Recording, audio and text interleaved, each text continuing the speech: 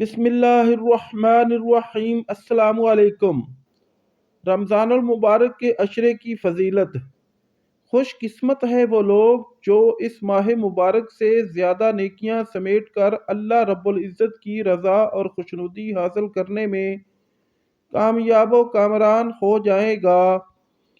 قرآن مجید فرقان حمید میں ارشاد باری تعالیٰ ہے، اے ایمان والو، تم پر روزے فرض کیے گئے ہیں جس طرح تم سے پہلے لوگوں پر فرض کیے گئے تھے تاکہ تم متقی بن جاؤ۔ سورۃ البقرہ 183۔ خالق کی کائنات اللہ عز و جل نے روزوں کی فرضیت کا مقصد بتاتے ہوئے فرمایا تاکہ تم متقی بن جاؤ۔ رمضان المبارک کے عشرہ مغفرت کا آغاز ہو چکا ہے جو کہ اپنے اندر پہلے سے زیادہ اجر و ثواب سمائے ہوئے ہے۔ رمضان المبارک وہ مہینہ ہے کہ جس میں نفل نماز کا ثواب فرض کے برابر اور فرض کا ثواب 70 گنا تک بڑھا دیا جاتا ہے۔ نہ جانے آئندہ سال اس ماہ مبارک کے ایام ہمیں نصیب ہوں یا نہ ہوں، ہمیں ان ایام میں زیادہ سے زیادہ عبادت اور توبہ و استغفار کرنا چاہیے۔ خوش قسمت ہیں وہ لوگ جو اس ماہ میں زیادہ سے زیادہ نیکیاں سمیٹ کر اللہ رب العزت کی رضا اور خوشنودی حاصل کرنے میں کامیاب و کامران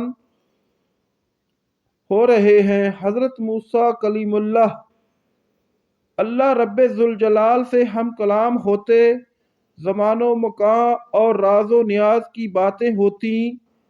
ایک دن حضرت موسیٰ علیہ السلام نے اپنے خالق حقیقی سے سوال کیا کہ اس وقت کائنات میں واحد بندہ ہوں جس سے آپ سے بات کرنے کا شرف حاصل ہے،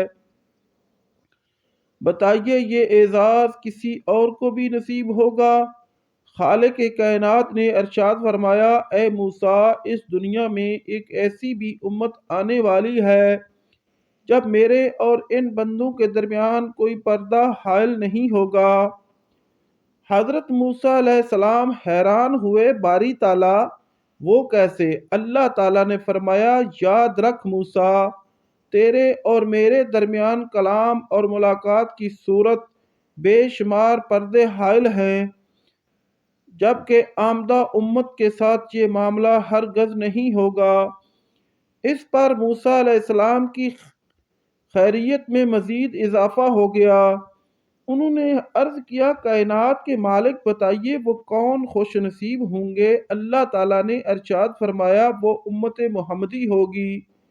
ان میں سے وہ لوگ جو ماہ رمضان کے ایام پا کر صرف میری رضا و خوشنودی کے لیے روزے رکھیں گے اور پھر وقت افطار نہ ڈال جسم خشک زبان اور منہ کی مہک کے ساتھ جو دعا مانگیں گے میں قبول کروں گا، کیونکہ اس لمحے ان کے اور میرے درمیان کوئی پردہ، کوئی فاصلہ نہ ہوگا۔ روزے دار کے متعلق اللہ تعالیٰ کا ارشاد ہے کہ روزہ خاص میرے لیے ہے اور میں ہی جس طرح چاہوں گا اس کا اجر و ثواب دوں گا۔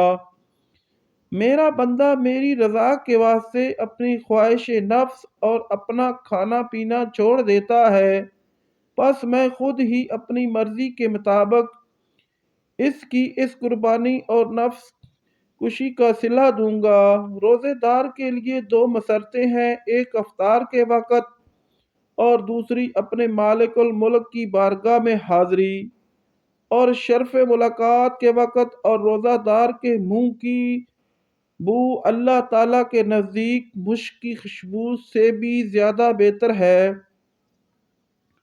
یعنی انسانوں کے لیے مشک کی خوشبو جتنی اچھی اور جتنی پیاری ہے، اللہ تعالیٰ کے ہاں روزے دار کے منہ کی بو اس سے بھی اچھی ہے۔ اور روزہ دنیا میں شیطان و نفس کے حملوں سے بچاؤ کے لیے اور آخرت میں آتش و دوزخ سے حفاظت کے لیے ڈھال ہے۔ رمضان المبارک خیر و برکت، ہمدردی و اخوت کا مہینہ ہے۔ اس ماہ کی راتوں میں اللہ تعالیٰ کی جانب سے 3 مرتبہ اعلان کیا جاتا ہے، کوئی ہے توبہ کرنے والا میں جس کی توبہ قبول کروں، کوئی ہے مانگنے والا مجھ سے تو میں اس کو دوں۔ کوئی ہے معافی مانگنے والا کہ اس کو معاف کر دوں؟ اگر کوئی مسلمان عشرہ مغفرت میں اپنے پچھلے تمام کبیرہ گناہوں سے سچے دل سے توبہ کر لے تو اس کے صغیرہ گناہ روزے کی برکت سے معاف فرما دیے جاتے ہیں، اور وہ شخص گناہوں سے ایسا پاک ہو جاتا ہے جیسے اس کی ماں نے اسے ابھی جنم دیا ہو۔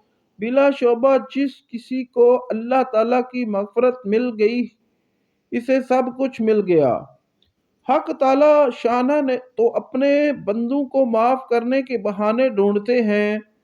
جب کسی بندے سے کوئی گناہ سرزد ہو جائے تو اللہ تعالیٰ کی جانب سے اسے مہلت دی جاتی ہے کہ شاید اب بھی یہ معافی مانگ لے، شاید اب بھی یہ میری طرف رجوع کر لے۔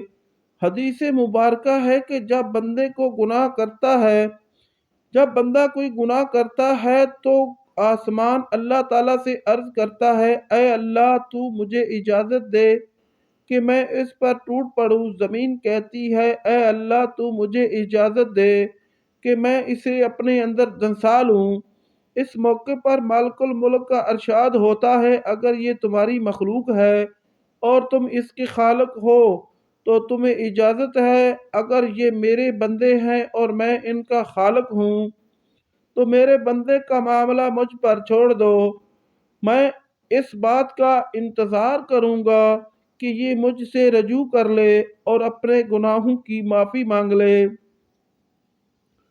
حضرت عبداللہ بن عمر رضی اللہ تعالی عنہ روایت کرتے ہیں کہ نبی کریم صلی اللہ علیہ وآلہ وسلم نے ارشاد فرمایا، روزے اور قرآن دونوں بندے کے لیے شفاعت سفارش کریں گے۔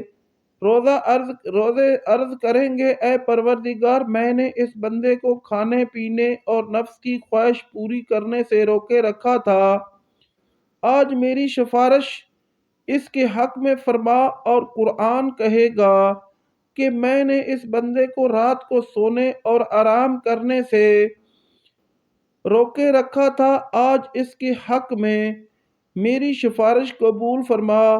چنانچہ روزہ اور قرآن دونوں کی سفارش بندے کے حق میں قبول فرمائی جائے گی۔